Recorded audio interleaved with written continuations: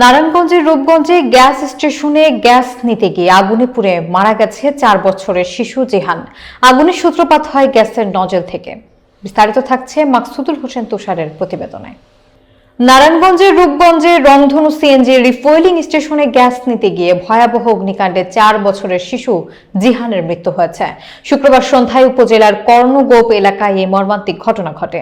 নিহত জিহানের মামা শিহাব জানান, রূপসী দেওয়ান থেকে নরসিংদীর সাহেব প্রতাপে বেড়াতে যাওয়ার পথে গ্যাস নিতে গাড়িটি পাম্পে থামানো হয়। এ সময় গ্যাসের নজল থেকে হঠাৎ আগুনের সূত্রপাত হয় এবং মুহূর্তেই আগুন গাড়িতে ছড়িয়ে পড়ে।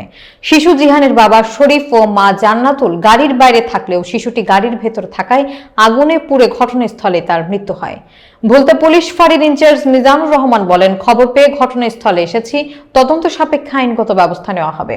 এই ঘটনায় ক্ষুব্ধ এলাকাবাসী গ্যাস স্টেশনে ভাঙচুর চালায়, তবে বর্তমানে পরিস্থিতি স্বাভাবিক রয়েছে। সুষ্ঠু বিচার চাই আমি।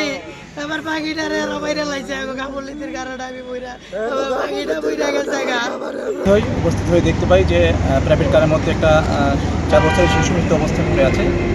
তো আমরা জানতে পেরেছি এসে যে প্রাইভেট কারে গ্যাস ভরার সময় বিস্ফোরিত হয়ে এই শিশু বাচ্চাটি মারা যায়।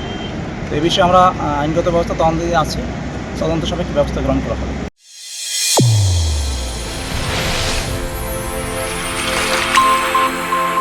চ্যানেল A1 হৃদয়ের স্পন্দন।